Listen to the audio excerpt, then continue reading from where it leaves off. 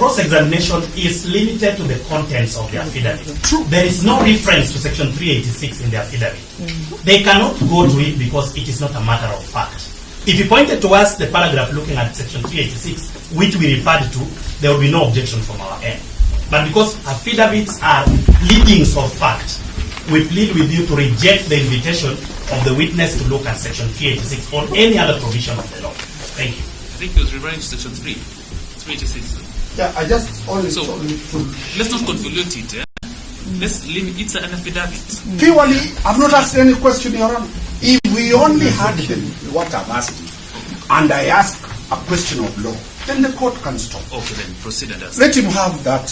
Let him look at what. But once you pointing to the law, then it means No. it's a point of law. And that exactly is our objection, that we can't refer to the law. That maybe, see, a counsel is not understanding our objection. Very well. Maybe counsel, maybe rather than asking him to look at the law, yeah, why don't you put the questions to him? Correct. Just put the question rather than us going Very well. From your affidavit, confirm the place of death of the late. Central Police Station cells, Your Honor. Central Police Station cells. From the POA Act, provide the mandate for you to investigate somebody dead in a police cell. Yes, Your Honor. Read, show the court. Because you have confirmed the scene of death is at the police cell. Which mandate gives you that power? Let him answer. We are still objecting. Counsel is still taking the same route. He came under the Act. You know, section in this miscellaneous application, paragraph 3, they must have said under which mandate they are coming before this court. And this is a witness. He's not an advocate. Let him come in front of you. Let him not be given answers. No, Your Honor. We plead with our colleagues to just remain respectful. We know that they are very good people. Let us maintain the decorum. What we are asking is, as the court has suggested, put the law to the witness. Don't ask the witness to refer to the law. Very well. We do not mind if you read the law to him and ask questions. Read paragraph 3 of the Act. Please read for me so that I can answer. No, you read it. I didn't write it. Which one? Paragraph 3.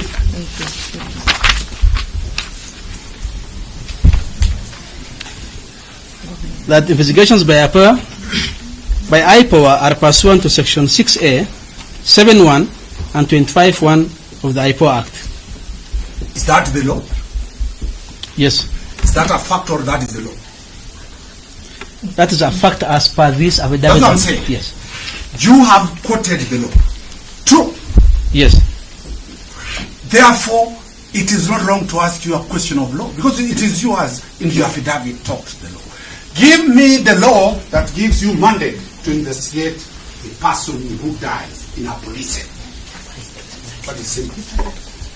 I have indicated the sections 6.1, 7.1, and 25. Just tell the court. Yeah, Honor, I have indicated section 6A, 7.1, and 25.1 of the IPOA Act. Could you kindly read to the court those sections that gives you that mandate?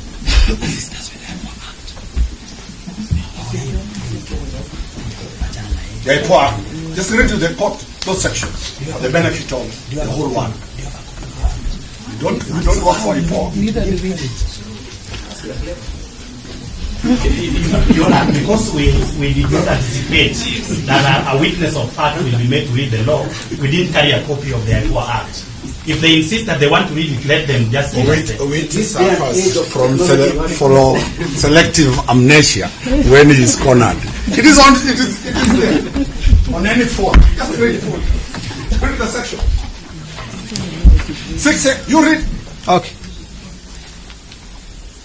Section 6, Your Honor talks about functions of the authority. Yes. Here means IPOA. Yes. That the functions of the authority shall be 6A, investigate any complaints related to disciplinary or criminal offenses committed by any member of the service, whether on its own motion or on receipt of a complaint and make recommendations to the relevant authorities, including recommendations for prosecution, compensation, internal disciplinary action, or any other appropriate relief, and shall make public the response received to these recommendations. Shall I continue? Yeah, anywhere where the death of a person in police, specific and so on. My question is specific.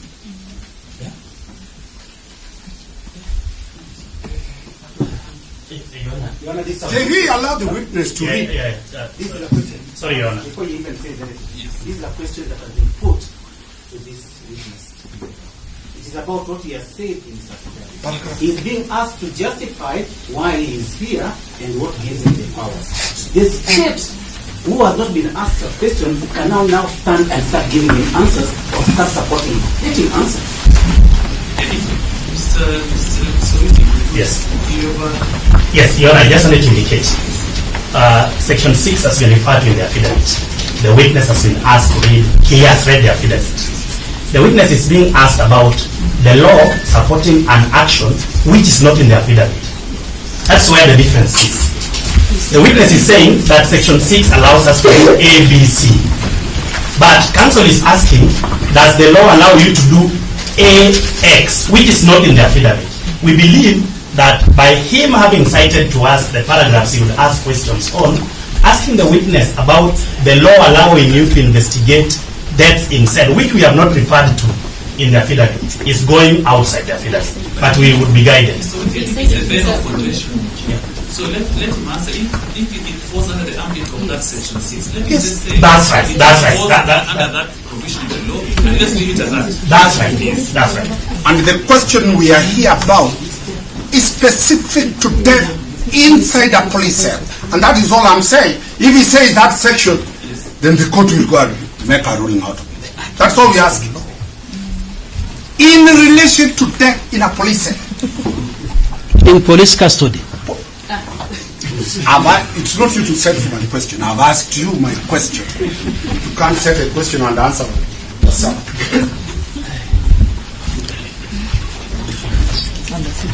So, Mr. Jibril, Yes. If it's not there, it's not there. the question is, do you have the powers to investigate? We have powers to investigate death that occurs under police custody. And that's good enough. Yes, and custody includes The cells. court has gotten what we have asked. The question has been answered. We'll do submissions on it. That's all. Let's go to paragraph.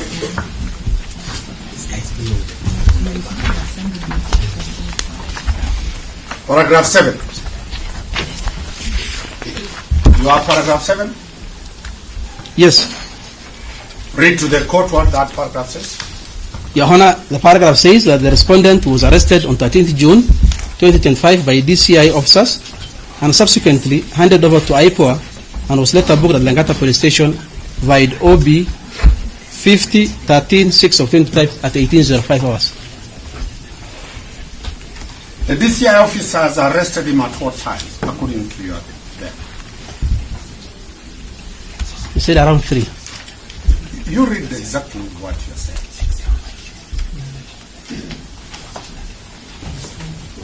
I've not indicated the time.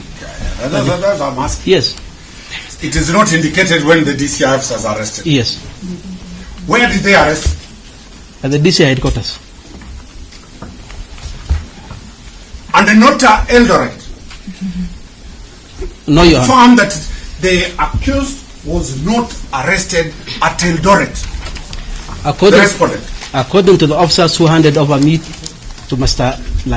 Taalam, the officers informed me that they arrested him at the DCI headquarters. Thank you. I'm putting to you that IPOA released a false information to the public that he was arrested in Eldoret en route to escape to Uganda. That is not in my affidavit. I'm saying what is in social media is that the respondent... Your Honor, I can only answer what is in on this affidavit. Sorry, Your Honor. Let's not digress to those issues. Yes. Yes. Let's proceed on the question of arrest. Are you aware the Director of Criminal Investigation, my friend Mr. Mohammed Amin... Affidavit. That's why I said, are you aware? If you are not aware, you are not aware. Counsel, please ask me what is on this affidavit. I'm not going to, Your Honor, I'm not going to answer anything outside the affidavit. I put it to you that based on the DCI mentioning the respondent, on that day at 2 p.m., he presented himself to the DCI headquarters in the presence of his advocate, One Keton. Were you aware of that? If you said so.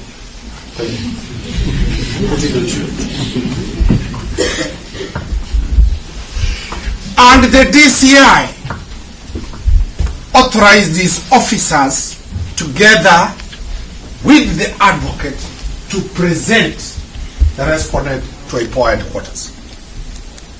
Your Honor, we have said time and again. I'm putting it to you. Please, You don't need to answer. please answer me. Ask me what is in my affidavit. Let's stop charges, Counsel. Counsel, I've only put it to you. I've not asked you the question. Is it in my affidavit? The question I'm asking to you is it in my affidavit? The answer is no. Of the court, I'm putting it to you, then I'll ask you where you are saying you are arrested. Your Honor, I will decline to answer anything which is not in my I've affidavit. not asked. I've not asked. Then please ask.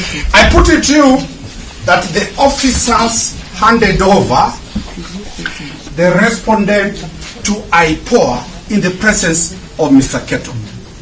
As I put it to you, for the record purposes. Samson Taalam was brought to IPOA head office by DCI officers. And he did record a statement at IPOA in the presence of his advocate, One Kiprono. Who is it? Is that in my affidavit? I'm putting it to you, counsel. You are a counsel. When it's a question, I'll ask you a question. Please, I'm only putting it to you please ask for knowledge me questions. purposes. So now, if those are the facts, look at the paragraph you said he was arrested. Paragraph 7. Now I'll ask you questions from there. Read. I have read and read. What is the question, please? It's a long day. No, it's a long day, yeah? It's okay. It's okay. The state is rich, it can bring water. Yes. For both of us and council. It's a long day. Can you confirm that paragraph 7 is not true, that he was arrested by the DCI officers? The respondent was arrested by DCI officers after he presented himself and brought to IPOA. Do you have any evidence material to that effect? I've given you the scenario the way it was. No. The fact that he was brought under the escort of DCI officers means he was arrested and brought to IPOA office. The court has taken that. Let's go further. Sorry, Your Honor, I think this may be my last objection. We hope that counsel is not proposing to court that he has an alternative set of facts which the court should take note of, because counsel is not a witness. If he wants to give us his alternative facts, we would expect an affidavit so that we also put him on a dock and cross-examine him. Until then, the only factual matrix we have is the one given by the witness before court. The only way to prove falsehoods is by bringing facts that are truthful. The affidavit is full of falsehoods. We are putting exactly the scenario, and your witness has not recounted any. Sorry. Your Honor, I am a believer on the law and procedure. What I understand by the law of affidavits is that a person cannot give us factual matters, especially a lawyer or an advocate, from the bar. Right now, we have affidavit evidence given by this officer.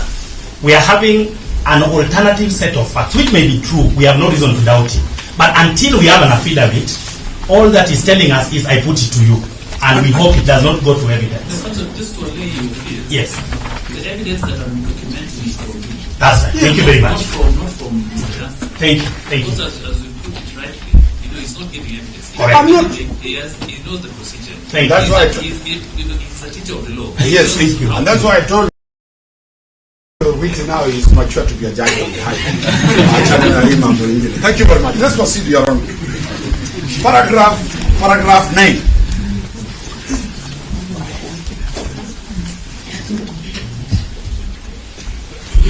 Yes, Your Honor. Paragraph 9. Yes.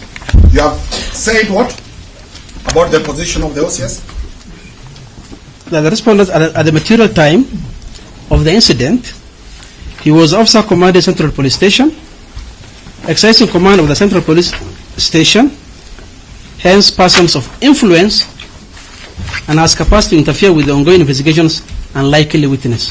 Do you have any evidence to show that he was in full command of the police station?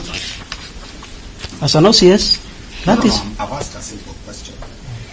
It is either you have it or you don't have it. Do you have anything, either due to roster or something showing he was on Central Police Station. Central Police Station. In the presence of his lawyer. I have not attached in this affidavit. simple? The answer is clear. You have Yes. not attached. All that's what you are looking Yes. for. It's not attached there. And maybe to answer your question, any other attachment that you might ask is not there, save for the OB extracts, Just don't move. And you are a lawyer. When I say I put it to you, don't respond. I've not asked any question. then why are you putting in the first place? The question is, why are you putting in the first place? You can put it there. You can put it all over. Really went to law school. So that's if you don't want answers to those questions that you're putting. I You're know. already putting a lot of putting in. Yes. Yona, we have our own legal here. Allow us to proceed. What is relevant, record. What is not relevant, leave it. I put it to you that the OCS left the police station and the deputy was in command as an OCS. That is not in my affidavit. And I put it to you that the OCS was never near Central Police Station. That is not in my affidavit. Thank you. The world has had its own. Let's go, paragraph 15. On the question of him likely to plan. You're there? Yes. We have agreed there is no any material. Yes, nothing Thank you. attached to Let's this. proceed. Okay. Paragraph 10. You go back. Oh, I asked you paragraph 15, 15. yes. I'm going to paragraph 16, sorry. Okay.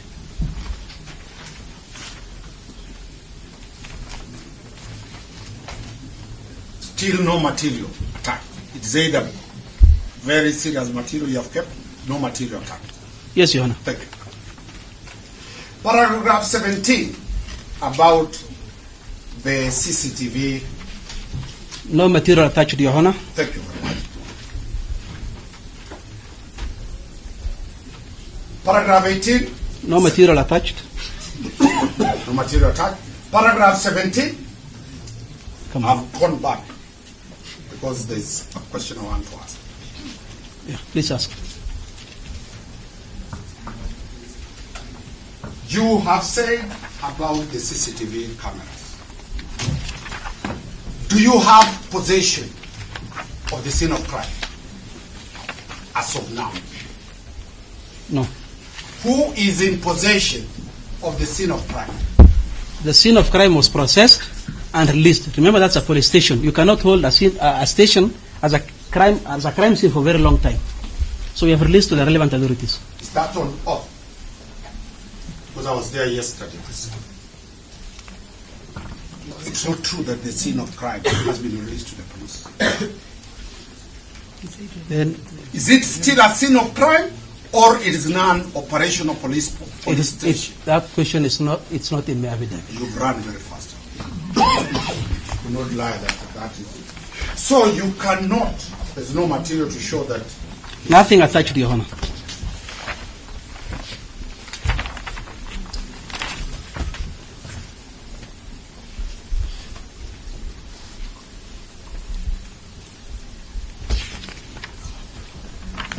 Paragraph 19.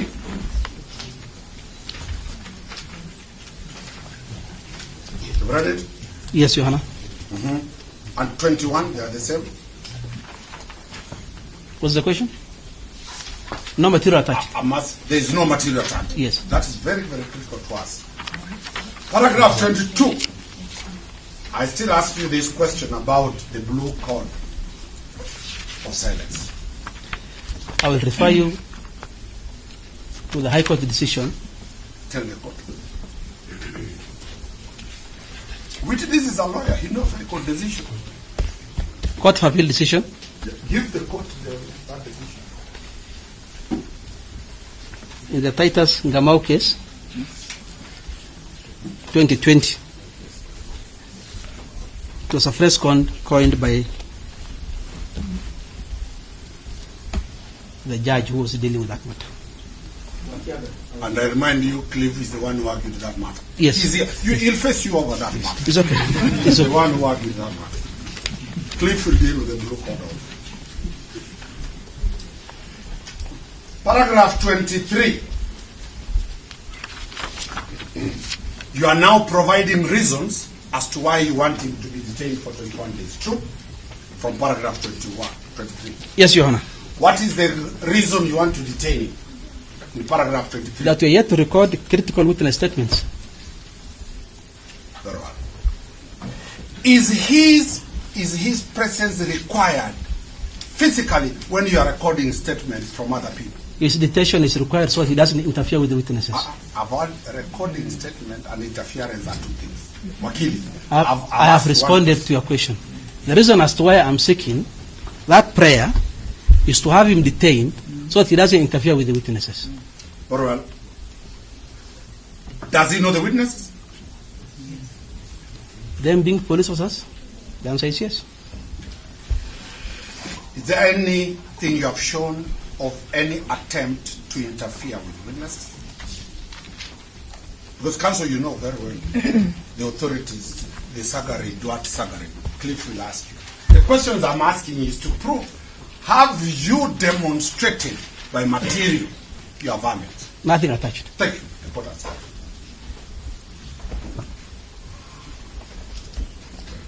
Paragraph 24.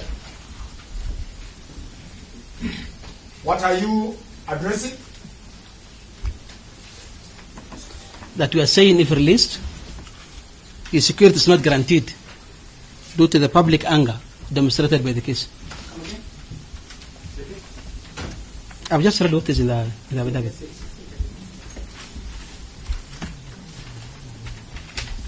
Yes. I'm saying that the gruesome murder of the deceased has elicited widespread public anger. And therefore, if released at this point, the respondent's security cannot be guaranteed. Mr. Witty took us a lot about the case of Oscar Sudi. Heavily. Have you ever had a chance to read paragraph 32 of that decision of Professor Justice Joel Ngugi? Not in my affidavit. It's not in your affidavit. Yes. For the benefit of doubt, you are saying you want to detain him on two limbs. One, for the safety of his life. True? Yes. Do you have anything to show that his life is in danger? Nothing attached. Do you have anything to show that he is a danger to anybody of the public? Nothing attached. So it is an apprehension. Yes, Your Honor. Thank you. It is an apprehension. Lawyers swear to be court officers. It is an apprehension. And you are very aware that the National Police Service is the one mandated to provide security for everybody in this country, including the already convicted murderers. You are aware of that? Not in my affidavit. No. You will fail to be not understanding what I'm asking. I'm asking you this question. The duty to protect life and property falls under the police. If you say so. And this country is not a banana country where the rule of law has broken. So it is not right to say you are preserving his life in cell and he pays taxes. Everybody pays taxes to be protected. And that it will be there in the cases that I've talked about. Now, what other reason do you need him in cell to detain him for 21 days? All I stated what in do you specifically want him to do? All I've stated in my affidavit. Is there any other reason we have not dealt with? Everything I require, I have indicated in my affidavit. Confirm you have his phones. His phone.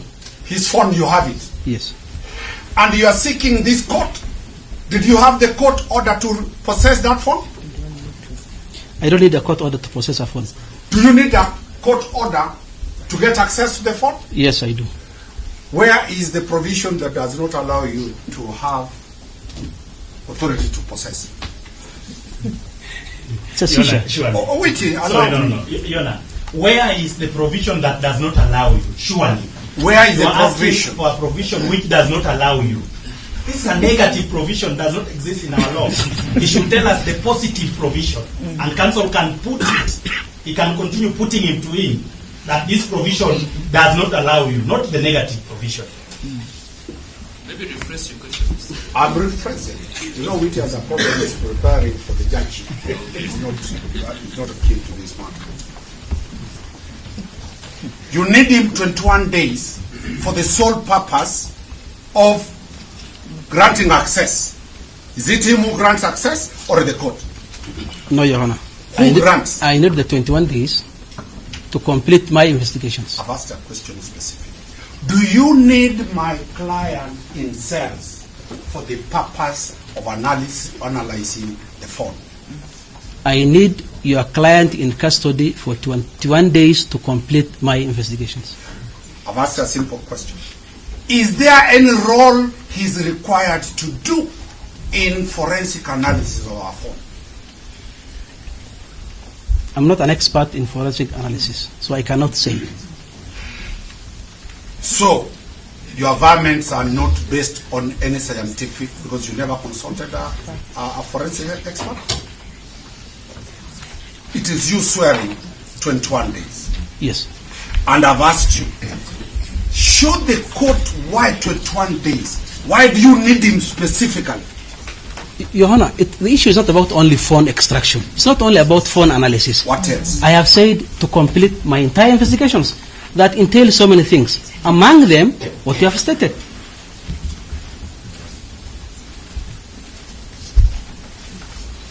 And lastly,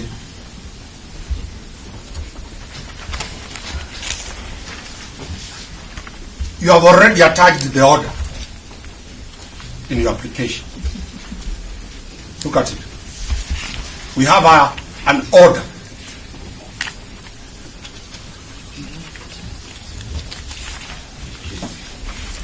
True.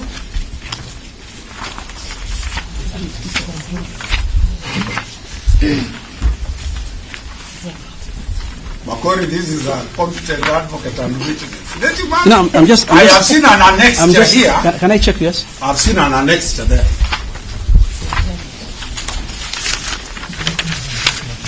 We were given an annexure that has. Is it yours? Yes. Or is on it? No, it's ours. Very well. Let me ask you the question. You are certain you are getting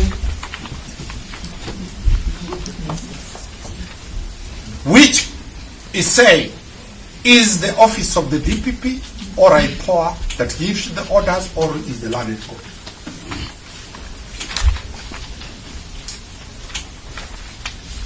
What is the import of you drafting an order that in this court already you have decided, not the court itself? Who decides? I hope it ceases from being. I hope we can save time by admitting that the application was drawn by the office of the DPP. what we have annexed as an order is a draft order. It is not the first time today, the 6, is it 18? It has been done since I was a law student at the University of Nairobi, where we do draft orders.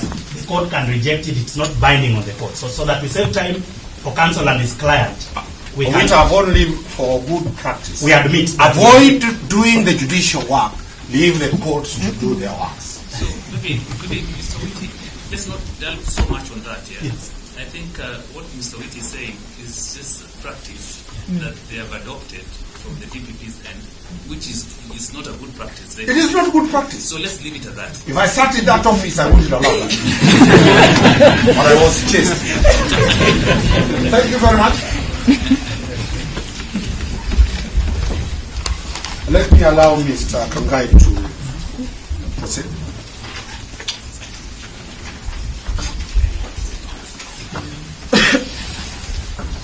Oh, sorry.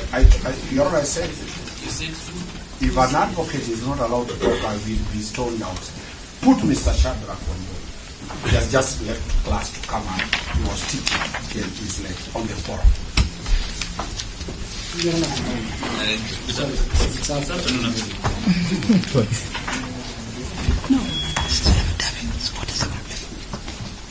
So, Mr. Kangai is Mr. Shadrach. They will release Shadrach, then We're just trying to put in order. It should be a difficult one. After Mr. Shadrach, Mr. Kiketo will play his legal basis. Then I'll wrap up the application. I think Mr. Umbeta and Mr. Njui will be making a submission on that. Your Honor, with your permission, I will ask very few questions to my colleague, Mr. Jibril. Unlike my seniors, I am the soft one. And I hope you are around so that you don't ask again the same questions which I have already answered. Yes, I teach law, just relax. Okay. Mr. Jibrin's sentiment is valid. Yes. I was about to say the same commentary. The problem is his body. Cliff, make sure he eats well. So that we can avoid repetition. Thank you. Mr. Jibril, I want you to confirm to the Honorable Court that indeed one person of interest in the matter surrounding the death of the late Albert Ojwang is the Deputy DIG Edward Lagat. Please repeat the question. I want you to confirm to the Honorable Court that the late Albert Ojwang was arrested pursuant to a complaint made by the DIG, Mr. Eliud Lagat. Yes, Your Honor. Thank you. You also want to confirm to the court that from your preliminary investigations, the late Albert Ojwang was arrested and put in police cell, largely due to the complaint that was made by Mr. Eliud Lagat. Is that correct? Yes, Your Honor. Thank you. You confirm to the court that the investigations you seek time to continue with are investigations meant to assist you to unravel the persons who should be held culpable for the death of Albert Ojwang. Is that correct? Yes, Your Honor. Thank you. Please inform Your Honor the name of the chairperson of the body where you are coming from. Your Honor, I think we've agreed that what I'm going to answer is what is in my avowment. Please just listen. No. This is cross-examination. I decline to answer that question, Your Honor. It is in public domain. Who is the head of IPOA? Just respond. That is your work here. I'm responding. Please respond. Who is the chairperson of IPOA? That is your work. My response is it is not in my affidavit. Yes. JV just inform me. No. Your Honor, we have agreed that I will be cross-examined on what is in this avowment. The chairman of Independent Police Oversight Authority's name or his position is not in my affidavit. But you know you come from that background. Yes. Yes. So it's And the council knows who is the chair of the IPOA. Please answer the question. Who is the head of the body where you hail from? We don't have a head. IPOA does not have a So head. who is the chair of there? Yes, that should be a right question.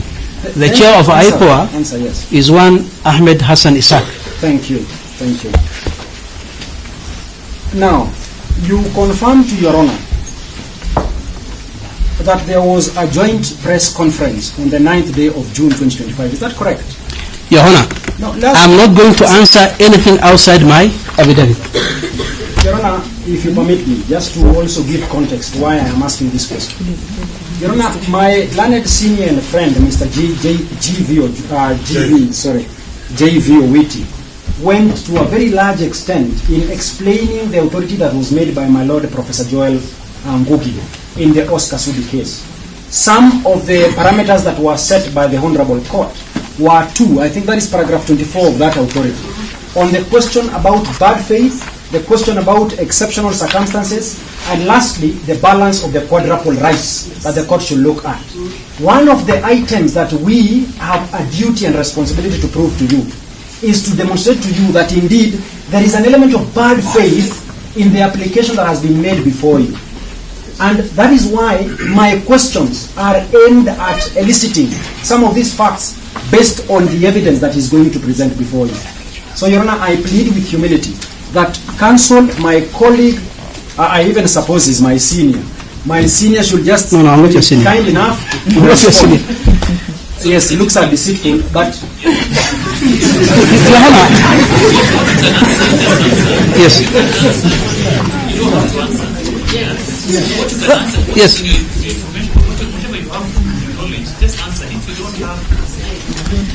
Your Honor. You cannot argue with the court. No. Order. Chair. Let me say this. Let me say this for the record. No, let me say it for the record. And Your Honor, protect me. The counsel who's on the floor asking questions should only answer. Learned senior should stop pointing at me. You will have your time to ask me questions if you require. The second, Your Honor, the second point I'm making here is that anything outside this affidavit, whether our chair Not within your knowledge. it's not within my knowledge, and please stop asking me. Anything outside this, I'm not ready to answer. It's not within my knowledge, and believe. What happens to your ruling? And after all, Your Honor, the application we are making is about an extension of continued detention of the suspect. It's not about what happened on the backyard. What you are pointing is bad faith. That's why it was trying to lay a basis.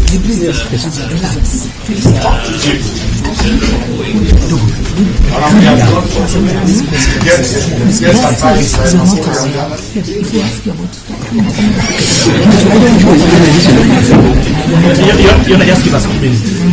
One Take minute. a break. No, we don't need a break. I think just No, we don't need a break. We don't need a break. just 1 minute.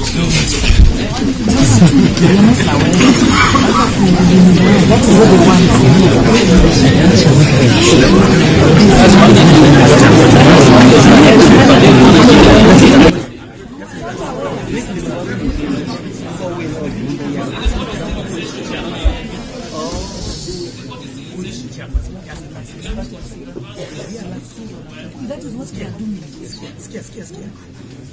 intention to make it more. If you ask all the chairperson, please just answer. If they see them crossing the line, and the first so don't let us see this that yes, that's what they're doing. We are not like this. Calm down. So calm down. Just answer what it is. Yona, thank you.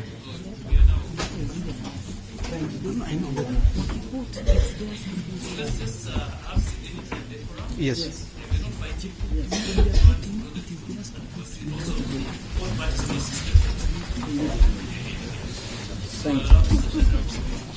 thank you. Mr. Jibril, Yes. counsel, please confirm to Your Honor that there was a joint press conference on the 9th day of June 2025 where the chairperson of IPOA was in the company of Mr. D.I.G. Eliud Lagat and the Inspector General of Police and others. I'm not aware. You are not aware. Thank you.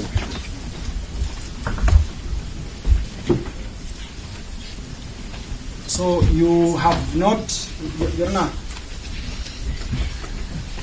you have no information that indeed your chairperson held a joint press conference with one of the persons who's been constantly mentioned in the death of the late Albert Ojwang. You have no information, isn't it? Your Honor, the chair attends several press conferences. Leave those several. So I don't follow the chair.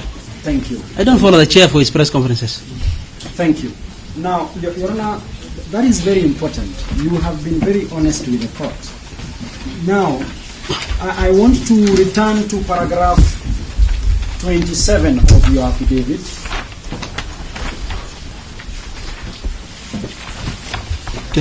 Yes, paragraph 27. You have made mention that the reason why you are inviting the court to order the pre-charge detention of the suspect before court is because you have fear that he might run away from the jurisdiction of this court, isn't it? Yes. Have you, in your well-elaborate affidavit, demonstrated an instance where probably he was invited, he never turned up, or you have proof that he has already booked a ticket to a certain foreign land that he has presented before court? That is not in my affidavit. No, you have in your affidavit. No, I'm saying yes. The answers that you're looking for is not in my affidavit. No, I am asking a very straightforward question, Yes. likely to attract a yes or no. Yes. I am asking you again. In lieu of your paragraph 27, on the question about the temptation by the suspect to run away from the jurisdiction of this court, if allowed his liberty, have you provided before this court No. any material? No. You don't have any material? No. Thank you. Your Honor, that should be all for me. Thank you.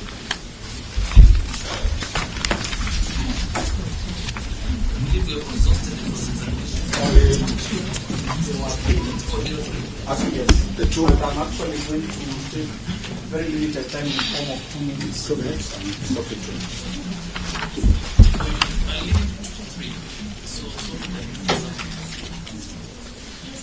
Then I can do 125 minutes, depending on how it's going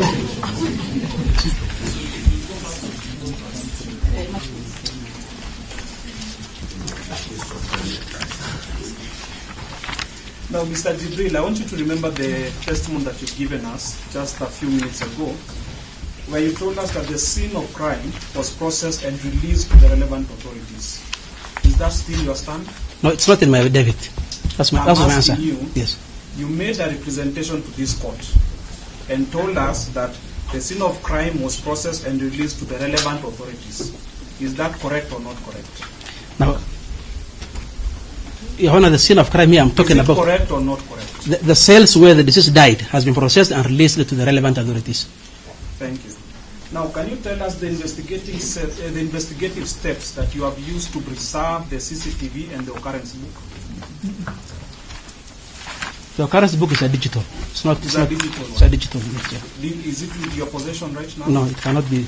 It cannot be. It cannot be in my possession. Have you Yes. extracted the relevant entries on that particular day? Yes, and attached to the affidavit. Thank you.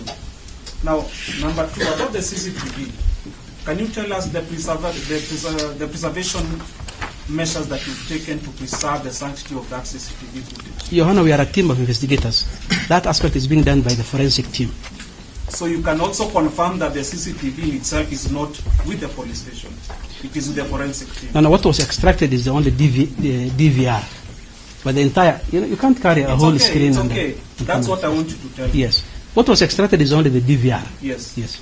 So the DVR that records the events of that fateful day is the forensics team. Yes. Thank you. That's all.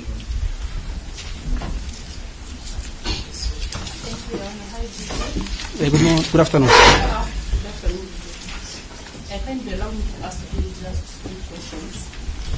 I want to take you to paragraph 6A.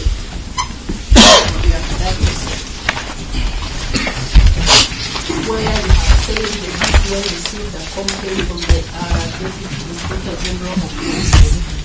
Confirm? Yes, Your Honor. Was it an oral complaint or a written complaint? It was a letter. A formal, Letter. yes, a letter to the DC. Provided that letter to this court? No, it's not attached here. It's not attached here. Yes. Thank you. Kindly go back again to paragraph 7, where you say the respondent was arrested and under the Langata Police Station, OB number 50. Yes, yes, Your Honor. Who booked the respondent at Lamada police station? The booking was done by myself. It was done by yourself. Yes. Thank you. Are you aware of the law governing the booking of a person at a police station? As per the IPO Act, yes. As per the Abo Act? Yes. And the regulations. For instance, are you a police officer or a former police officer? I'm not a police officer. I'm an IPO Have you employee. been a police officer? Yes, I've been a police officer. You have been a police officer? Yes, Your Honor. Thank you so much. Paragraph 21. Now, paragraph 21, you are saying there are co-conspirators. Confirm? 21, yes. Do you know the co-conspirators by name? That is part of investigations. I cannot reveal here. No, I'm just saying, do you know by name, not their names? Do you know them by name? Because you have said there are co-conspirators. Do you know them? Not by name. Okay, Chief, we're asking you to name. Counsel, this is what I've been saying. Let me answer her. The thing is, Let me help you. yes. Just say yes or no. Do you know the co-conspirators?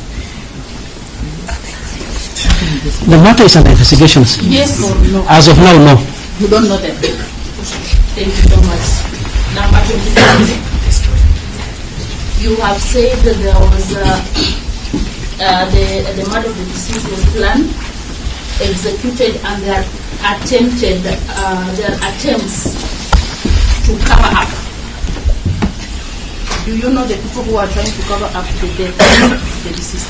One of them is your client. Do you know that with certainty? Yes. Have you provided evidence to that effect? Or the attempt to cover up?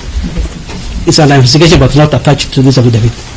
You have said yes, you know the client is one of the people trying to cover up. My question is, have you provided evidence that he is one of the people who is trying to cover up? As of now, no. No. Yes. Thank you so much. Thank you, Honor. That is the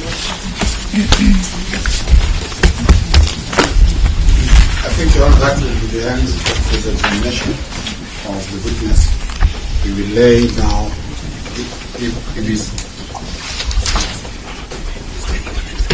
once he is discharged, his return will lay the basis for our next line of approach. Even we would like a few minutes of re-exam, because that follows cross-examination.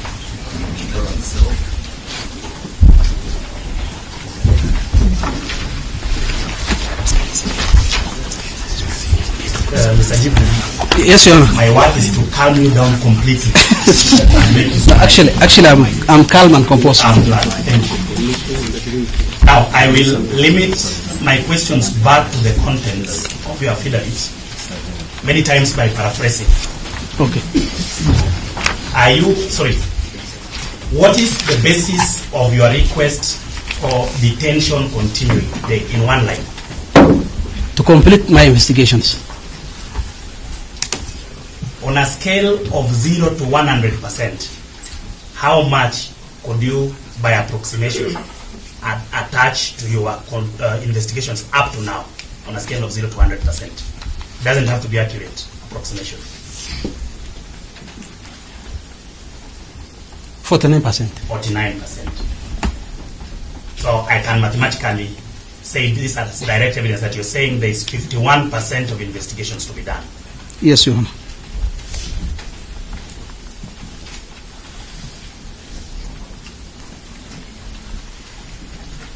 So that there are questions about who is in charge of the cells, who is in command of the station.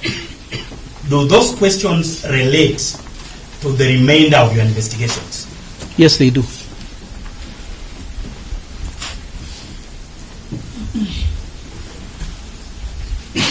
Now, to ask another direct question, are the questions from the defense some of the things you need to investigate to complete your investigations? Yes, Your Honor. Thank you very much, Your Honor. I'll hand over to Mr. Johnson.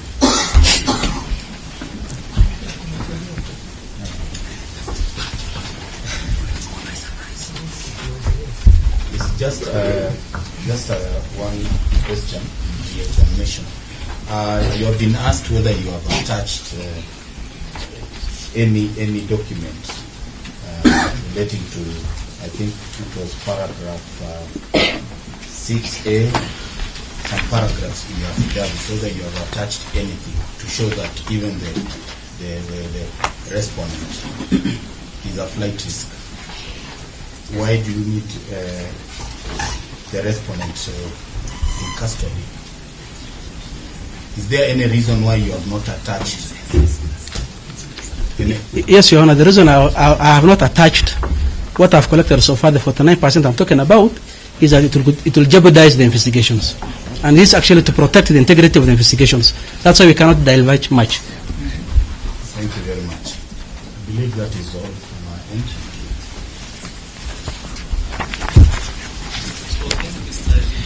Thank you, Your Honor. I'm glad that you confirmed that you were calm. Yes. Thank you.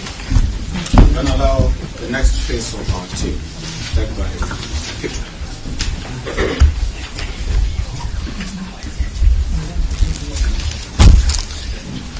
Now we proceed to take our Depends how you as we are ready, we are only asking for the benefit of how many will be submitting? 4. There's Kiton, there's Langat, there's Tutsi.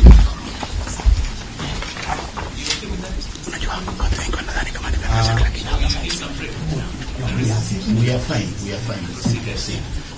The only thing that we'll be asking is there something that has been filed so that you can be served, or it's an oral. Yes, very well. We'll serve you with authorities, simply. Our team serve the state with the other. So just like brevity, this issue is valid itself. So just brevity, just direct to the point here.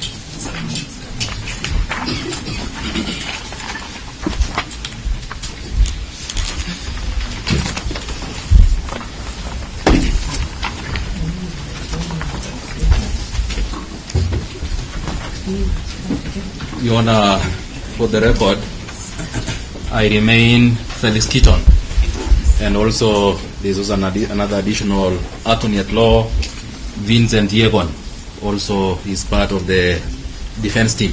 Present, Your Honor. Your Honor, we reiterate that we vehemently oppose the motion application dated the 16th of June 2025. And from this motion, Your Honor, there is only one salient issue for determination. That is whether there are compelling reasons for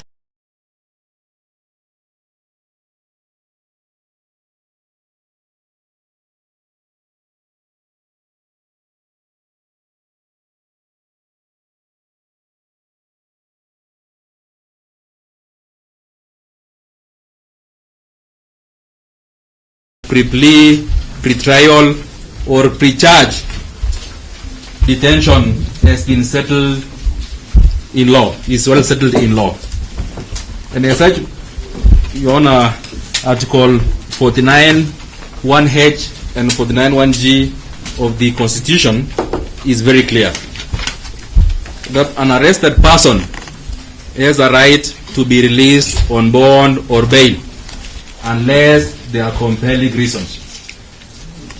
Your Honor, in order to conceptualize and also problematize the issue, Your Honor, permit me to refer you to the statute, which is section 36A of the CPC, of the Criminal Procedure Code.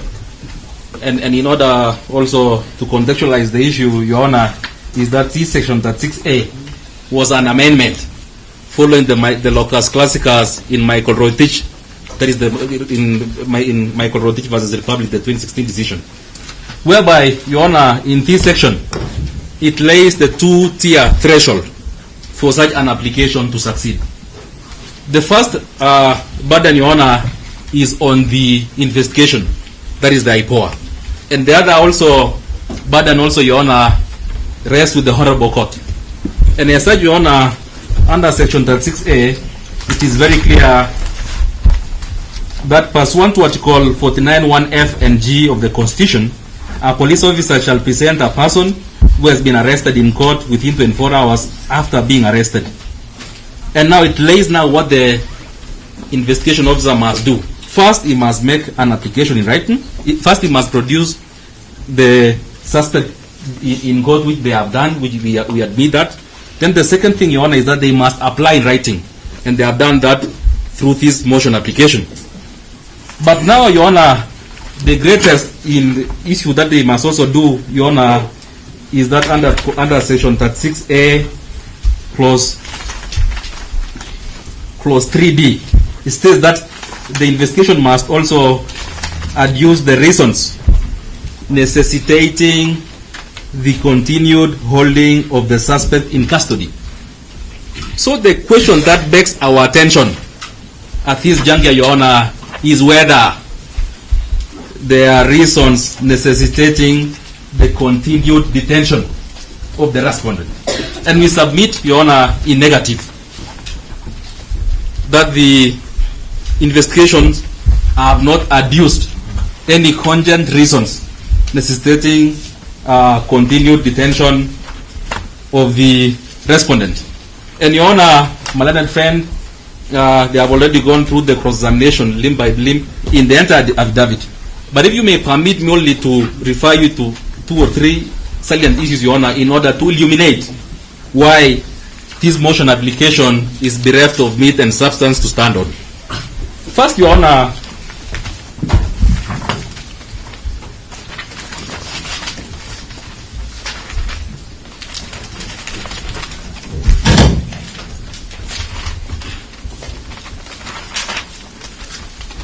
I will refer you, Your Honor, to look at paragraphs 9, 10, 11, and 20 of the affidavit.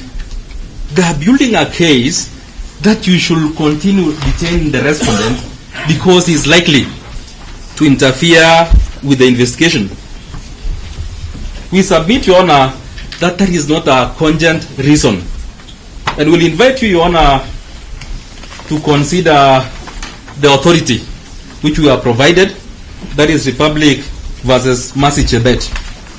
It is a 2022 decision whereby Justice Gigonyo has indicated succinctly, and I will humbly refer you, Your Honor, to paragraphs 17, 18, and 19 of that decision, whereby the High Court has settled the law that for such a threshold to succeed, the investigations must tender material information to the Honorable Court to demonstrate the nexus link that is between the respondent and the likelihood of interference. And I will also refer you, Your Honor, to also adopt the reasoning of Justice Mutuku in Republic versus William Chirchir and Godfrey Kirui, whereby the same threshold. Your Honor, this is not an objection. It's an humble plea that counsel shares the decision with us, and that it is generous enough that he also points out the paragraph that is paraphrasing, so that we are able to respond there. Your Honor, we have already filed our list and digest of authorities dated in 16th of June 2025, and you can confirm, Your Honor, that they are there. The decisions and everything, we have already furnished. It's the last decision. The last one. Cancel the one which is on the. There is the one. Sorry. I am looking at your document, sir. I am alert.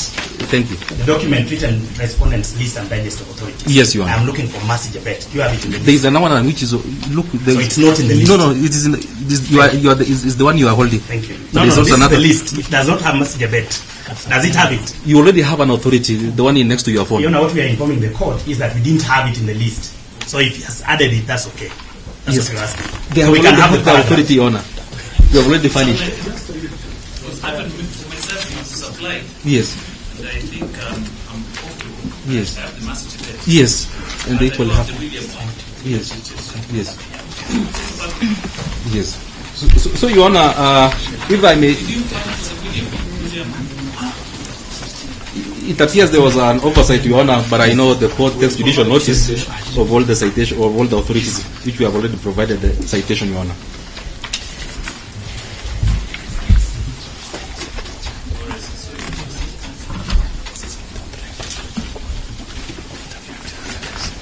Sorry, Your Honor, he has interfered with the flow of my thoughts. My apologies. My apologies. I am not in that business like my colleagues. Yes. The two that musketeers. So what you are saying, Your Honor, at paragraph 17, Justice Gigonyo has laid the threshold and also illuminated that interference with witness undermines the criminal justice system and dents the integrity of the criminal process. And he goes on and also says that for such a ground to succeed, the prosecution must tender or must present material information to the Honorable Court. And the earlier decision which we have also cited, Your Honor, the William Chishir case, whereby Justice also Mutuku has said that there should be a nexus between the respondent and also the stated interference, Your Honor. So that was the main ground, Your Honor, that has been advanced at paragraphs 9, 10, 11, and 20 of the affidavit. Another link, Your Honor, of the affidavit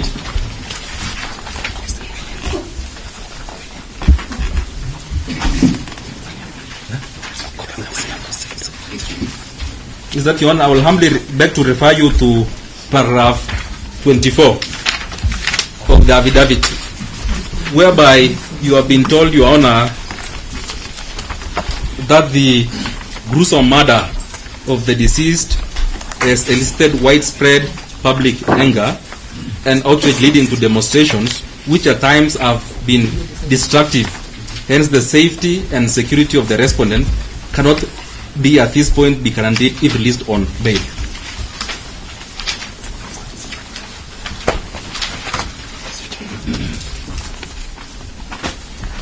So in order, Your Honor, to demonstrate that such a reason, Your Honor, should not hold waters is that we will humbly beg to refer you to the same decision of Justice Gigonyo, that is Republic versus Mercy Chebet, whereby at paragraph 20, which is also titled Safety and Security of the Accused Person, the judge lamented, Your Honor, at paragraph 21, that I have lamented time without number, and again slide into grief.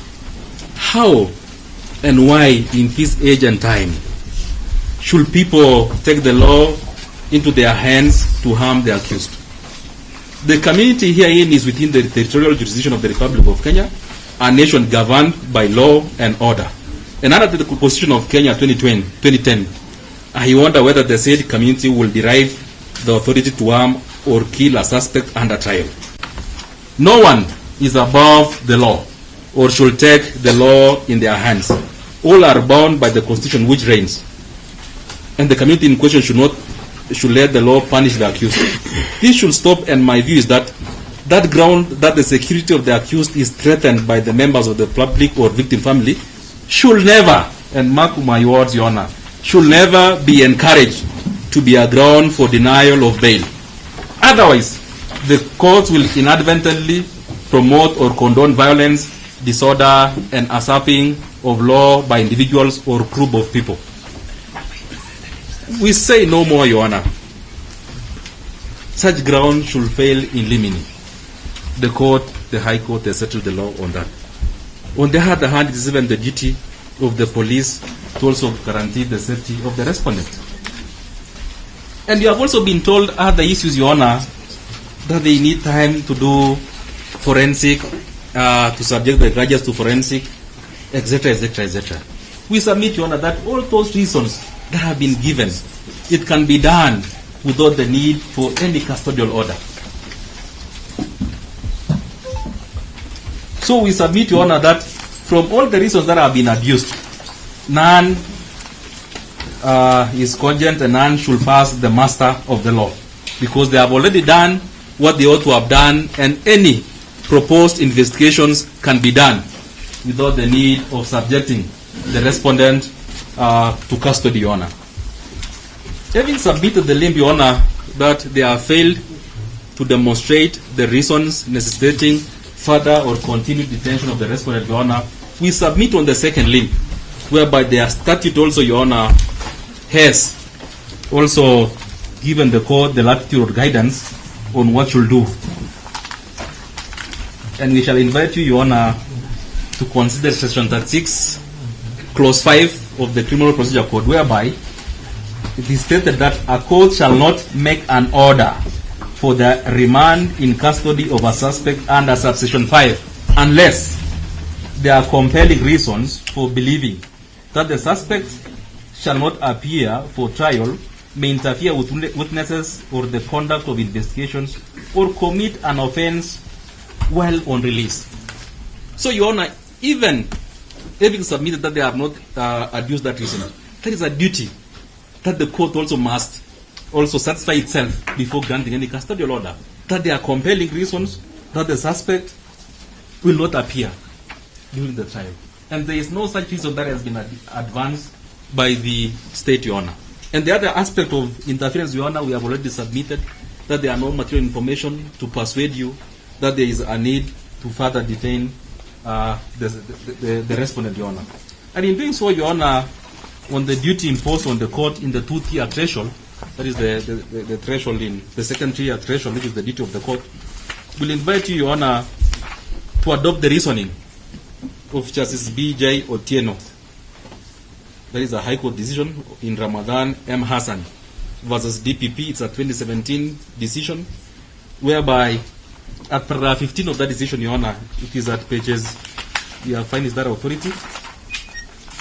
It's at pages 43 to 46 of our bundle, whereby the judge reasons this way, Your Honor, that I must add that a judicial officer before whom an application is presented seeking to limit the enjoyment of a suspect's fundamental freedom akin to the right to liberty is duty bound and enjoined by law and the Constitution to be extra vigilant and not to interrogate whether the facts presented to it melt the dictate and spirit of the law invoked before it and are in consonance with the attributes and general philosophy of the Constitution, which guards against arbitrary and unjustifiable limitation or enjoyment of rights and fundamental freedoms. So Your Honor, will humbly persuade you to adopt that reasoning to be extra vigilant in granting such an application, Your Honor, because this being a temple of justice, Your Honor, you hold that mighty sword of Damocles, and you should always strike for the rule of law and nothing else. So having demonstrated, Your Honor, the two-tier threshold, that it fails in every limb, we conversely, inversely submit, Your Honor, that on the other hand, there are compelling reasons to release the respondent on bond and or bail. And we'll humbly invite you, Your Honor, to consider certain factors. Number one, Your Honor, is that the respondent before you cooperated with investigation. I accompanied him, Your Honor, on the 11th of June, 2025, when he was summoned by the Independent Policing Oversight Authority to record a statement under inquiry. And he did so, Your Honor, and he was released. Thereafter, Your Honor, he also presented himself to the DCI Gigiri headquarters on 13th of June, 2025, whereby, Your Honor, he sought assistance to be escorted to the IPO offices to seek whether he is required there or not. And indeed, in my company, he was escorted, Your Honor, and he presented himself, and he cooperated, and he agreed even, and he was duly booked at Langata Police Station, Your Honor. So he has already cooperated, Your Honor. That is a factor which you should consider in granting him, Your Honor. The other factor which we invite you to consider, Your Honor, is that there is already issued in place an interdiction letter, which is duly signed by the National Police Service. And Your Honor, in order to put into perspective, an interdiction letter, Your Honor, is a sua generis document which sets certain conditions, which is replica of the conditions imposed under Section 36A of the CPC, and also, Your Honor, which technically it holds in abeyance the powers of a police officer. In other words, Your Honor, it removes the teeth from him. He can't do anything. And from that interdiction letter, Your Honor, which I had a privilege of seeing as an attorney at law, Your Honor, he has been told categorically that he should report to the OCS, to the Eldoret police station. So there is also a condition, Your Honor, to demonstrate that it's not a flight risk. There are already safety mechanisms which have been imposed by that interdiction letter, Your Honor. We'll also invite you, Your Honor, to consider the primary consideration of bond and bail. That is to secure the release of an arrested person as and when required. And irrespective of the issues, Your Honor, whether there will be any intended charges or anything, he is still an arrested person within the meaning of Article 49 of the Constitution. And as such, the rights under Article 49 has been activated. And such rights, Your Honor, should be enjoyed to the greatest extent possible. And in interpreting, Your Honor, and in contextualizing the situation, Your Honor, we will humbly persuade you to adopt a latitude that is beneficial to the suspect rather than the state. And in doing so, Your Honor, we will humbly invite you to adopt the philosophy of in Justice Kimaru, as he then was, in Michael Rotich versus Republic, whereby, Your Honor, it's an authority from pages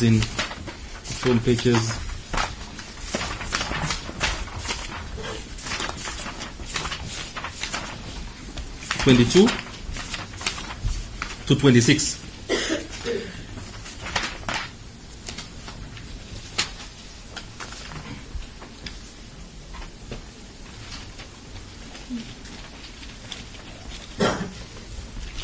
Whereby the judge here at this, in this decision, Your Honor, conceptualized and also reiterated the importance of liberty being in precious. That a personal liberty, right to liberty, should be respected at all times unless there are legal reasons for such person to be deprived of his liberty. And the police should only arrest a person when they have a prima facie evidence that an offense has been disclosed which can result in such a person being charged with a disclosed offense. Your Honor, the reason why we are citing this decision for avoidance of doubt is to reiterate the importance of liberty. It's not about the holding charge. So even in their response, Your Honor, they should not deal with the holding charge. Reasons being, Your Honor, I had a privilege of interacting with this decision, Your Honor, when my then client, Major Rotich, may his Lord rest in peace, was arrested, and we went all the way to High Court. And the court made certain findings, Your Honor, including one holding charge and this liberty. But the holding charge question, Your Honor, has already been, there is a mutation of law. So that is no longer applicable, Your Honor. And we shall demonstrate the reason why that decision is no longer, the question of holding charge is not applicable, is because of the second decision, which we have also furnished you, that is in Kenneth Omondi, Ojwang, and 38 others, whereby the same judge also reiterated and illuminated the law, knowing that there was a development, because between that Michael Rotich and this Kenneth Omondi decision, Your Honor, there was an amendment to Section 36A of the CPC, so which drastically changed the law. That's why we will also adopt the reasoning of the judge that the reason why this court in the Michael Rotich case required a charge or a holding charge or provisional charge to be presented to the court when the prosecution is seeking extension of time was first to inform the arrested person of the likely charge that he or she may face, and secondly, to inform the court on the serious nature or otherwise of the charge. So that was the reason in that development of the jurisprudence, Your Honor. So in grounding our application, Your Honor, and also we'll also invite you to consider another factor, Your Honor, that the suspect before you, the respondent before you, is still presumed innocent.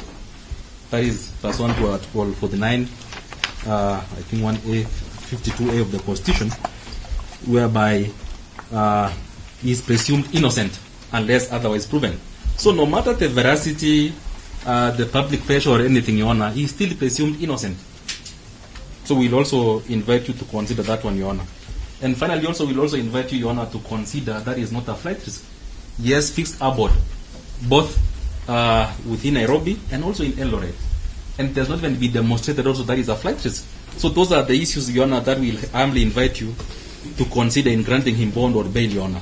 And we'll humbly beg to ground our application on that under paragraph 3 to 5 of the bond, bail and bond policy guidelines, which will guide you, especially on the situational analysis.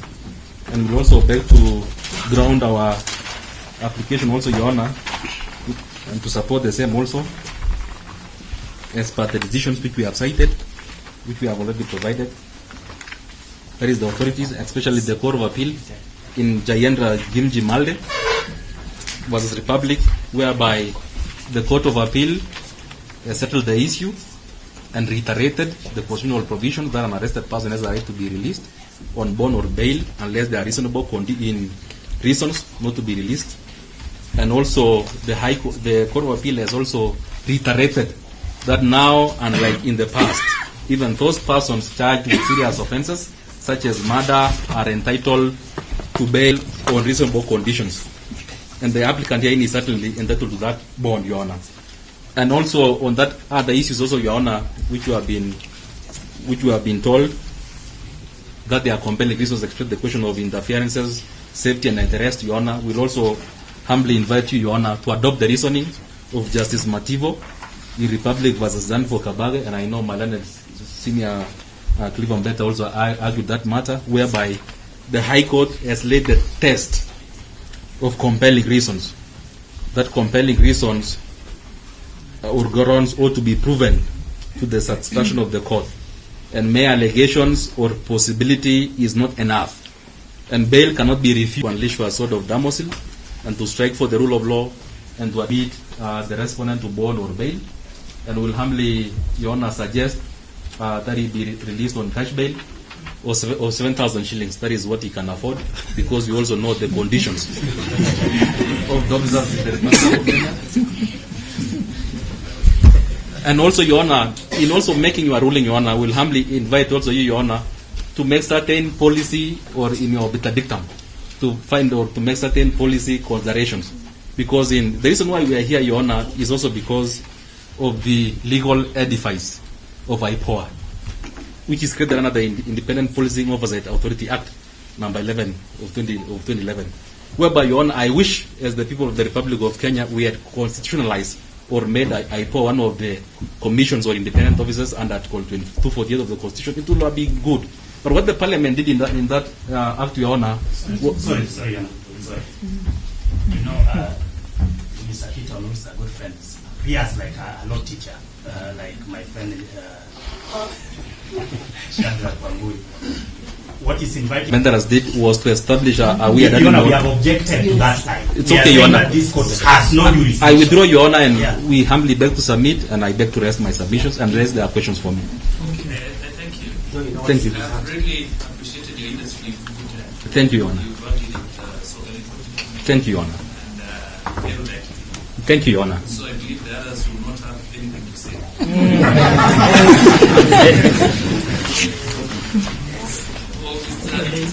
It is Langat. Good afternoon, Your Honor. I'll only go straight to what my colleagues on the other side submitted earlier in the opening statement, and more specifically on the case of Sudi Oscar Kipchumba versus the Republic. The decision which I believe they will share with you, I've just looked at it and analyzed while sitting here. These are decisions that, in essence, will allow you to dismiss the application today. I'm happy because they are the ones who brought this decision. It's a very beautifully done judgment, ruling. The tests that they have been argued by my colleague under Article 49 are found in this ruling. I want to address one or two issues.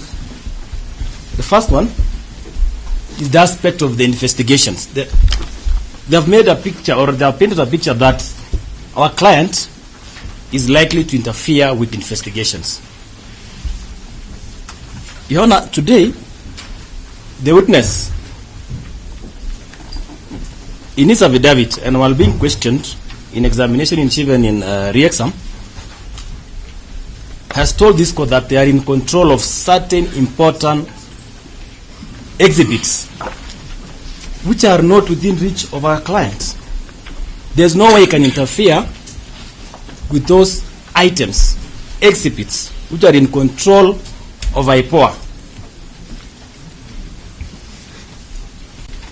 Your Honor, the second aspect, which I believe will be addressed by my learned seniors, is the aspect which came out in the affidavit, the issue of forensic analysis. The forensic analysis of the phone, the gadgets, will be done and shall be done in the absence of our client. IPOA has officers capable of doing that job conclusively without any input from our client. The attempt by the applicants to say that our client should be in custody while this process is going on should not be entertained by this court. This court, Your Honor, should abide by the binding decision in Professor Ngugi's decision and release our client on reasonable bail, which my colleagues have suggested, and put even other conditions which our client is willing and ready to abide by. Those conditions, the discretion is with the court. We therefore submit that the application has fallen short of meeting the threshold set by various decisions cited by my colleague and have been supplied to the court, meeting the requirements of compelling reasons. Finally, Your Honor, the affidavit that was filed before this court does not produce, does not even have did not even attempt to convince you for those compelling reasons. With that, Your Honor, I beg to rest my case. I'll allow my seniors to have their time. Thank you.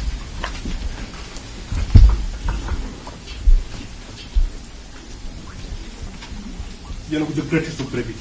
Yes. Kangahi. Your Honor, whereas my good colleagues have examined the veracity of the affidavit at the point, my good colleague, what to call him Dr. Kiton, has laid the legal basis, the premise upon which creates a question with the application before you. I'm just reminded before my good colleague, Mr. Ombeta, submit in its finality to say that the application notice of motion that is before you seeks in prayer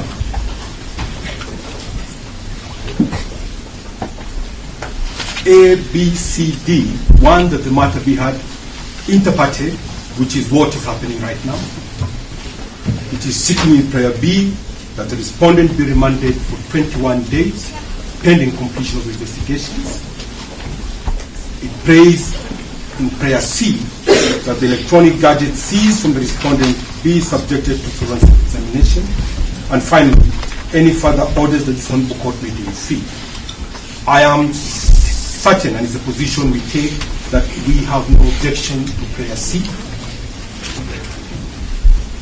If the so would want to examine the gadget, given the fact that they are already seized and in custody of the gadget, as to whether we oppose or not, we would not control what they intend.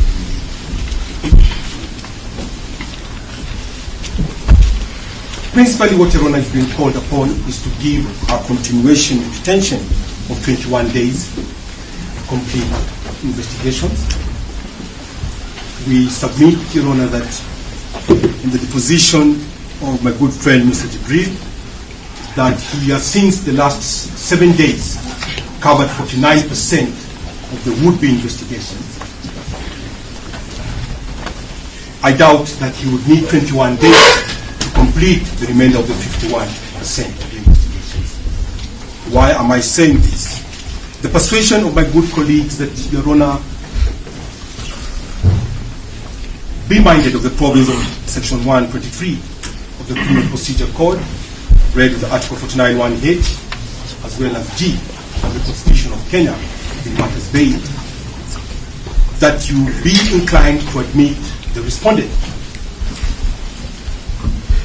to a pre-plea bond condition is the positive aspect that we are all taking, and we have no doubt that Your Honor, clothed with white powers to make such a determined decision on bail bond, would grant. But in the unlikely event that Your Honor is disinclined to grant bail bond as is being prayed, that the days so requested for 21 days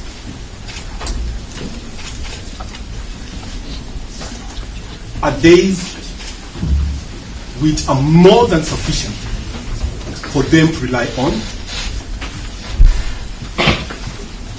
We are saying that the custodial detention should not act as a punishment.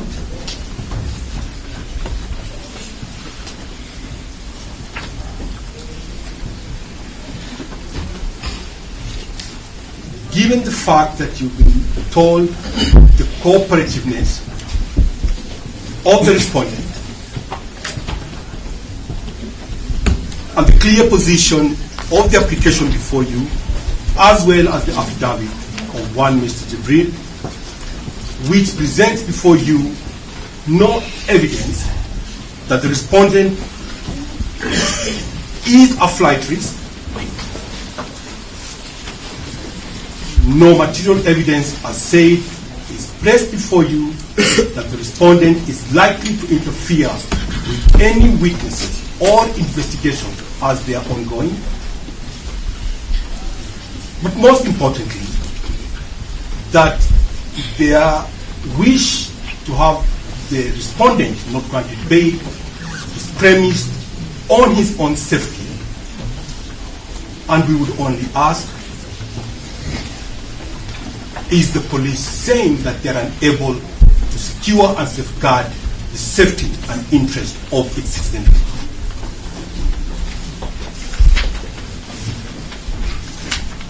In the threshold of that, Your Honor, we plead, like my colleagues have pleaded, that to be inclined to grant the respondent bail bond pending this investigation, and I'm minded that he has been cooperative and no indicator has been placed by the investigators or by way of affidavit that he is likely to become uncooperative moving on forward in this particular investigation. And should in both lean as to whether you grant bail, which we hope you do not, that the days sought for completion of investigation are in excess, Your Honor, and that if they are limited, it would not in any way prejudice the investigations, as nothing would bar the good investigators from making a return to this court and seek extension of more or further time so to conclude the investigation. As we oppose that application, we plead with Your Honor that you admit the respondent to bail bond pending this investigation, and in the event of such disinclinement, Your Honor, be considerate to reduce the number of days that the applicant seeks to hold the respondent in custody. Benignly, we submit, Your Honor.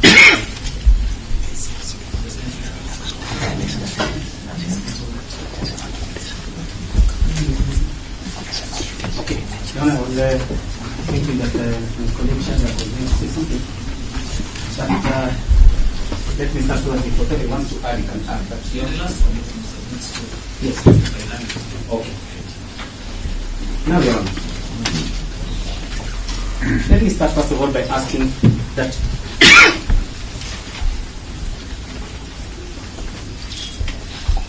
let me request that the court, first of all, Your Honor, grants bail to the accused, I mean to the respondent in this matter. Please grant him.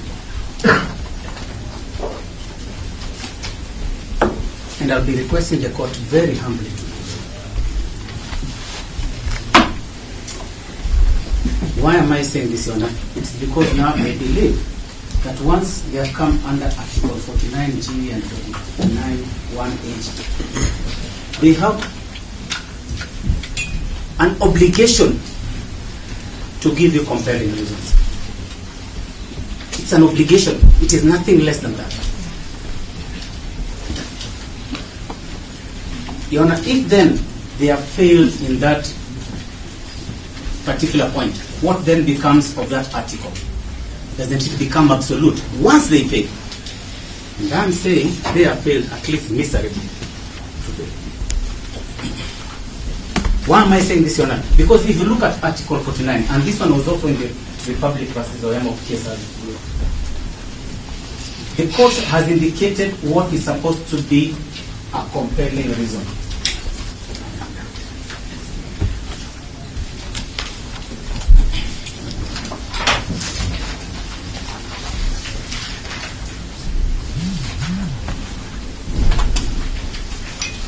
That's in paragraph number 23. Tushapatia mengi mkonazo mpaka tumechoka, sio? What does the court say something to do with compelling reason? And this is the Court of Appeal in the Oyama versus Republic case. It must be something that is forceful, something that is so convincing, something that is so strong that the court cannot ignore it. Cannot ignore it.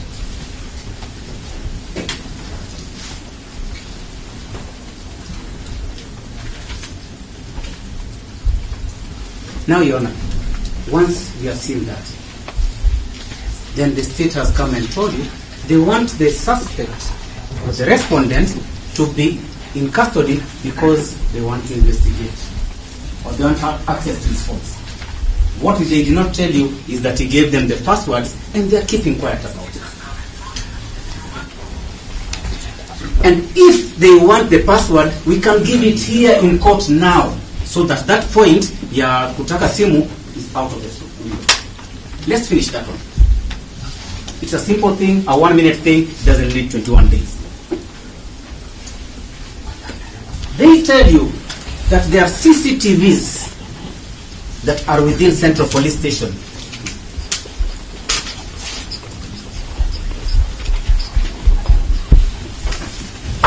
And that the suspect, the respondent might interfere with them. But the investigating officer has told you clearly they have taken the material that was required. He called it a DVI. That is the most important one. So what they have there is a shell. And that's the reason why they can't pick it, and that's why the OCS here cannot pick it. So that is the second point. That issue about the CCTV, we kill it right now. They have nothing on it. Then they're telling you they are going to interfere with the investigations. But in his affidavit, and what he has said here on oath, is that, in fact, I've given him a password. Pick a password. It's not about the password. Give the court. It's not about the password. They're telling you. Yes, Your Honor. The issue is not about the SIM or the password. It requires a lot of things. No. Your participation, watching me. I'm running the show. Okay.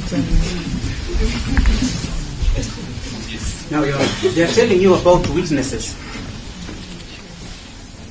They are not telling you in the affidavit which witnesses, but they're telling you something else that is imaginary. That they are yet to get some other witnesses who they are going to record their statements. What does that show you, Your Honor? That the OCS does not have the names of those witnesses or does not know them. Does not know them.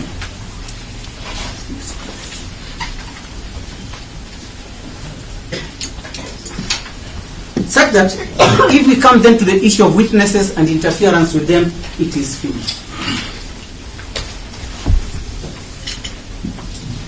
One of the reasons that the court wants to grant bail to an accused person is whether he's going to appear in court or will appear where is required.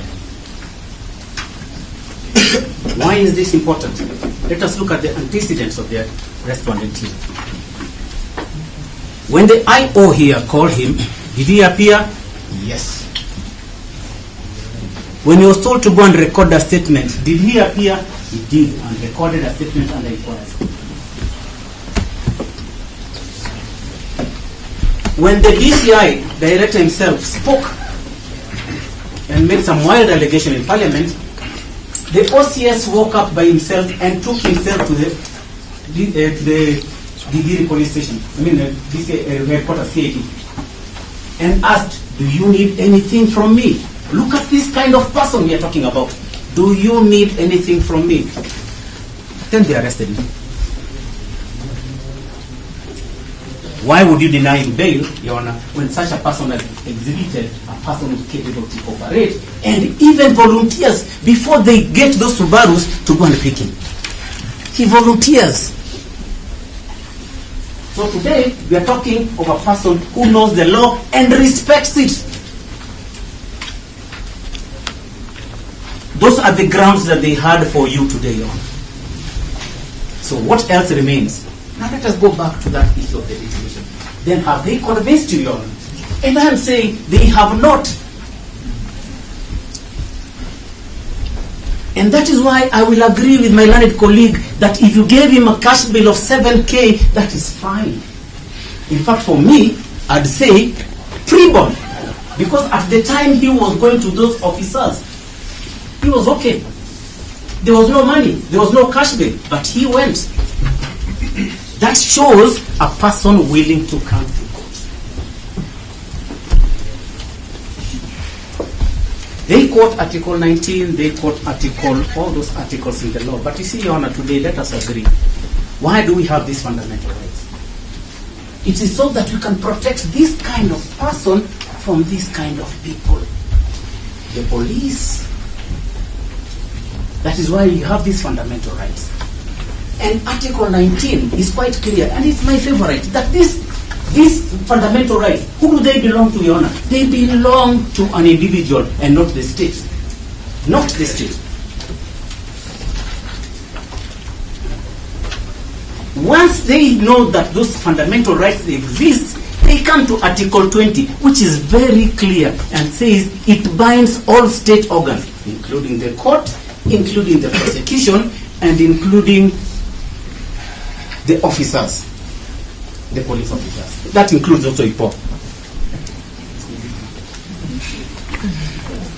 If it includes them, today they come with an affidavit and tell you, denying bond on very flimsy grounds. Did they read Article 21? I am certain that they ignored it because Mr. Whitty, my friend here, would have told them.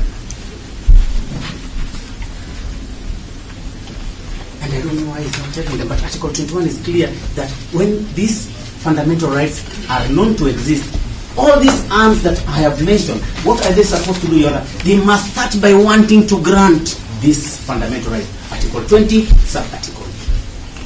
Might start by wanting to grant to ensure that this person enjoys the fundamental right. But they still give you this affidavit. So what do we do, Your Honor? Article 22 is clear. Once we have noted that they are in a position where they want to prevent an enjoyment of these fundamental rights, we come under Article 23 and Article 165. Very clear articles.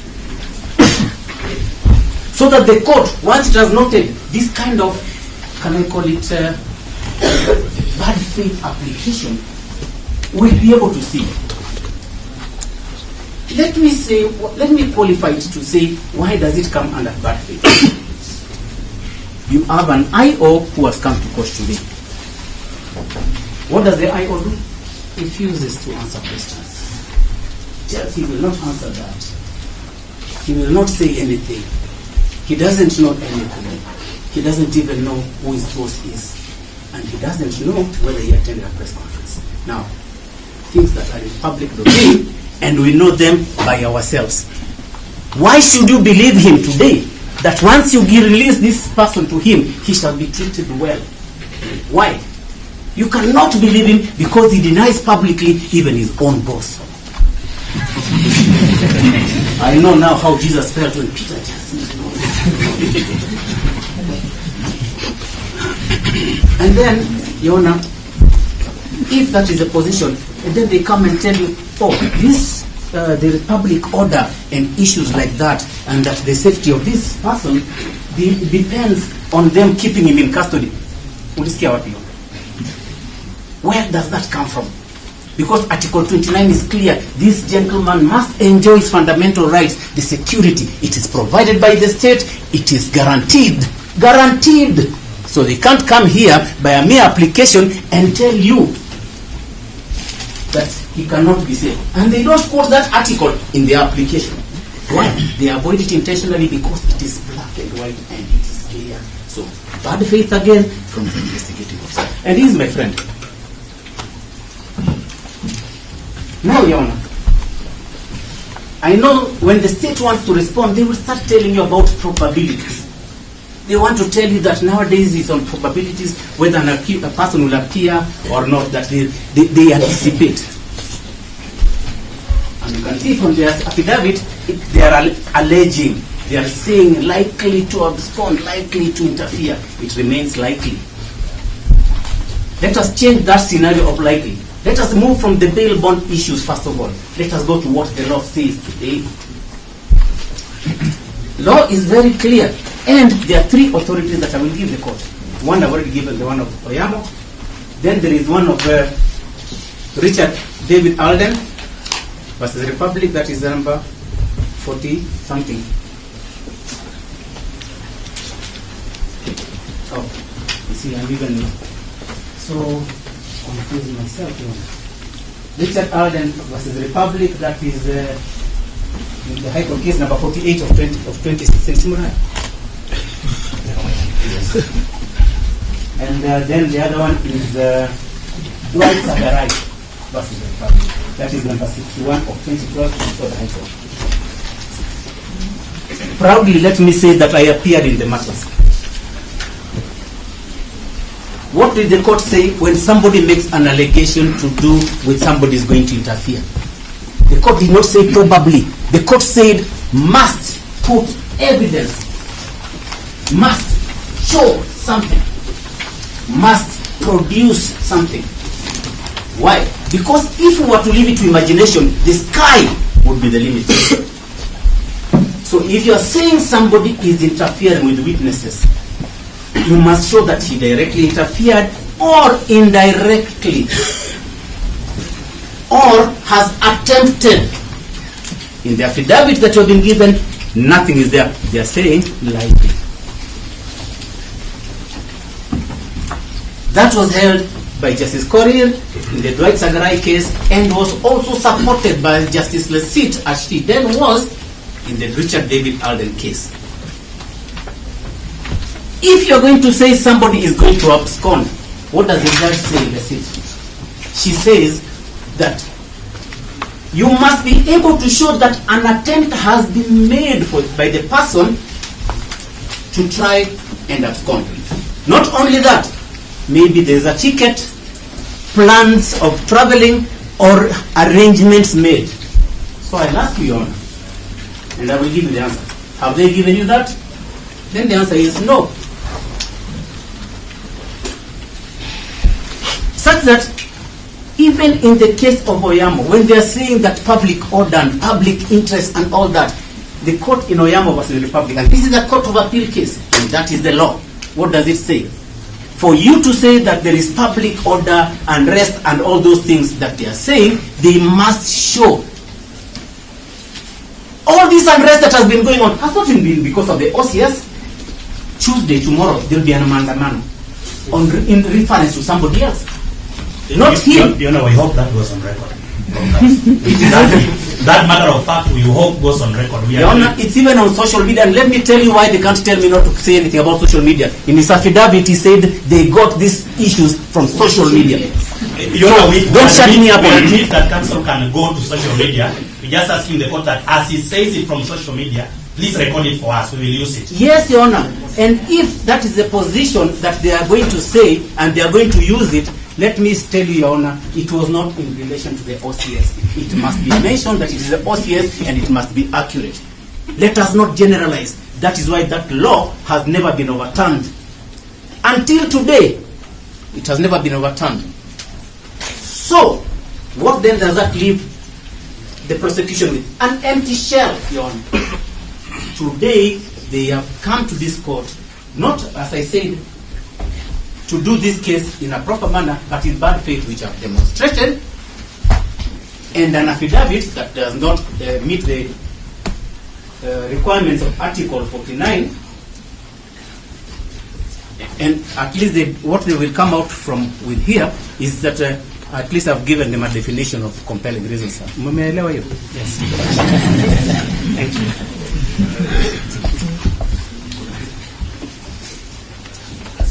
Let me read. Cliff can mislead the court. Your Honor, for the public and the country to get that paragraph, that is the citation Cliff has said, criminal case number 61 of 2012, Republic versus Drat Sagar, in page 4, paragraph 3.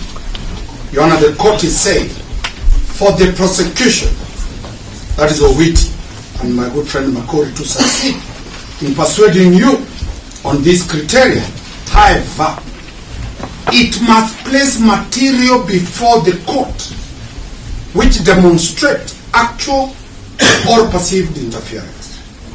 It must show the court, for example, the existence of a threat or threats to witnesses, direct or indirect, incriminating communication between the accused and witnesses, close familial relationships between the accused and witnesses. That is not clear from letter say, but it was part of that decision. That is the decision that we are seeking. When I was cross-examining my good brother, he admitted he has nothing, no material.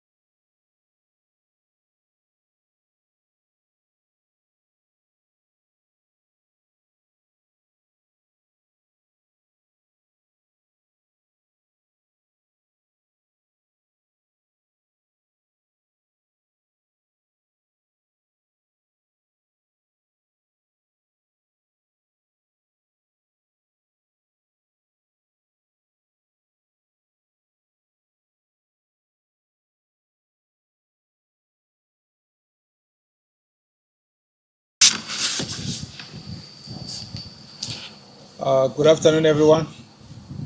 Good afternoon. Thank you very much. I'm going to be making a statement and then take a few questions on the state of the police reforms in Kenya.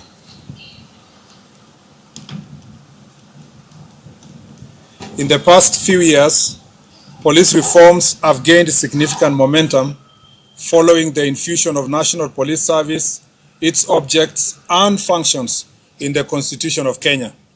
These milestones have led to institutionalization of various reforms in the service, and this has resolved historical systemic issues, ensuring that police aligns with our democratic principles and constitutional standards.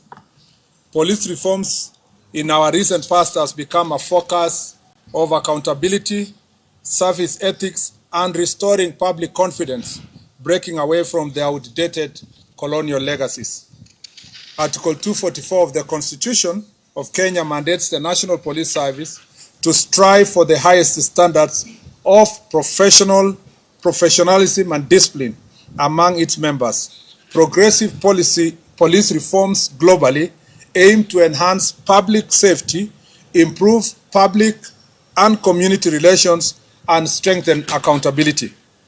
The Constitution further obligates the National Police to comply with the constitutional standards of human rights and fundamental freedoms. The servicemen and women are required to be trained to the highest possible standards and competence and integrity to respect human rights, fundamental freedoms, and dignity.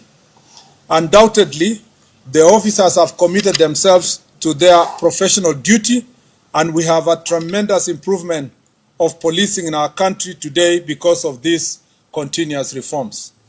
We therefore applaud the personnel that have committed themselves to constitutional obligation of ensuring highest standards of professionalism and discipline. We condole with the families of those officers who have lost their lives in the line of duty. Regrettably, in the last 10 years, we have lost over 600 police officers directly in the line of duty while working to secure our country, to combat crime, and in enforcement of law and order, including during public protests.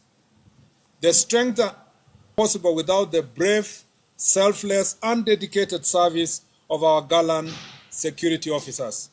Their commitment and sacrifice have been instrumental in ensuring the safety and stability we enjoy today. Nevertheless, we continue to face immense challenges in our pursuit of ideals enshrined in Article 244 of our Constitution. These challenges compel us to relentlessly strive for legal, institutional, and constitutional reforms aimed at enhancing the quality and the effectiveness of our police service. The Kriegler report laid a foundation towards police reforms in Kenya. Unfortunately, despite this well-intentioned framework and constitutional backing, meaningful reforms have stalled. Key challenges such as the limited operational independence, inadequate resourcing, and increased cases of police brutality and impunity have reversed much of the initial gain. As such, the promises and ideals of Kriegler report remain largely unfulfilled, even as public demand for a reformed, accountable, and rights-respecting police service continues to intensify. Upon assuming office in 2022, the President of the Republic of Kenya, His Excellency Dr. William Ruto, established a task force to look into critical reforms in the National Police Service, Kenya Prisons, and National Youth Service. The task force dutifully pointed to the need for several administrative, policy, and legislative reforms. Subsequently, on the 7th of March 2025, His Excellency the President entered a memorandum of understanding with the former Prime Minister, Right Honorable Raila Odinga, to promote and protect the livelihoods of young people and to guarantee the right to peaceful assembly and protest as provided for under Article 37 of our Constitution. It's against this high-level commitment that the Ministry is intensifying efforts to implement relevant policy and legal reforms aimed at fully realizing the ideals and aspirations espoused in the task force report and the memorandum.